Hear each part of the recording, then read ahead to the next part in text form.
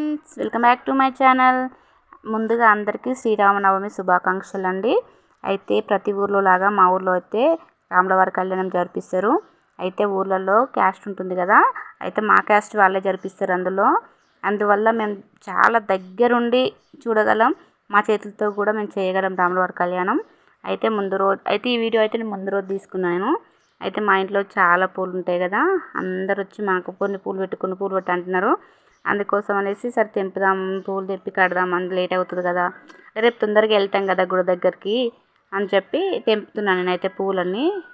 కనకంబరాలు, మల్లెపూలు, సన్నజాజి ఇవన్నీ ఉన్నాయి మా ఇంట్లో. అందుకోసం అయితే తెంపడానికి చూడండి, ప్లేట్ నిండిపోయింది, అసలు ఫుల్ పూలు పూసినాయి. చూడండి ఎన్ని గనం పూసినాయో. అయితే రాములవారి కళ్యాణం మా క్యాస్ట్ వాళ్ళు చేశారు కాబట్టి మేమైతే చాలా దగ్గరుండి, అసలు కళ్యాణం చేసే అదృష్టం అయితే అందరికీ రాదు, కానీ ఆ రాములవారు అయితే మాకు అదృష్టాన్ని అయితే ఇచ్చిండు. ప్రతి ఒక్కరూ చేయొచ్చు మా దాంట్లో కళ్యాణం చేయడానికి. ఎవరైనా అసలు చాలా పుణ్యం చేసుకొని ఉండాలి. అసలు సీతమ్మ తల్లి కళ్యాణం చేయాలంటే ఎన్ని జన్మల అదృష్టం ఉంటే కాక, కానీ అంత దగ్గర నుంచి చూసే అదృష్టమైన రాదు.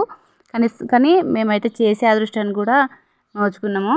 అయితే మాకు అసలు ఈసారి పండగ లేదు, అంటే మా హస్బెండ్ వాళ్ళ నాన్నమ్మ చనిపోయారు. అందుకోసం అనేసి మేమైతే కొంచెం దూరంగా ఉండి చూద్దామని వెళ్ళాను రాములవారి గుడి కాడికి. అయితే నేనైతే ఇక్కడ రెడీ అవుతున్నాను ఫ్రెండ్స్. జుట్టు వేసుకున్నాను, గాజులు వేసుకొని, ఇంకా శారీ అయితే కట్టుకోలేదు, ఎందుకంటే టైం ఉంది కదా, మేము వెళ్ళి చేసేది ఏం లేదు అక్కడ, జస్ట్ దూరంగా ఉండి చూడడమే. మేము కూడా పండుగ చేసేటప్పుడు అయితే పల్లకిని పుదియడం, గుడి మొత్తం నీట్గా చేయడం, గుడి దానికి అరుగులకి బొట్లు పెట్టడం, ఇలాంటివన్నీ చేసేది నేను కూడా. మేమైతే శారీ కట్టుకొని రెడీ అయినా ఆల్మోస్ట్.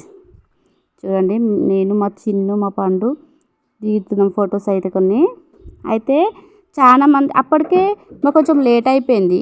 అప్పటికే మా అమ్మవారికి పుస్తమెటలు తేవాలి కదా, పుస్తమెటలు తేవడం కోసం అనేసి అందరూ వెళ్ళి పుస్తమెటలు తీసుకొని చప్పులతోని పోతున్నారు. చూడండి, సేమ్ మన పెళ్ళిళ్ళప్పుడు అట్లా అది పట్టుకొని పోతారు కదా, అట్లా పోయారు. మేమైతే కొంచెం వెనుకకి అయిపోయాను, వీడియో తీసుకుందామంటే కుదరలేదు సరిగ్గా. ఇదైతే మా గుడి. చూడండి, ఇప్పుడే మంది వస్తున్నారు, ఎక్కువ మంది అయితే రాలేరు. చూడండి లోపల ఎట్లా రెడీ చేసిరు, అసలు పూలదండలతో అమ్మవారు, రాములవారు ఎంత బాగున్నారంటే అసలు అది పోతే అసలు రాబుద్ది కాదు.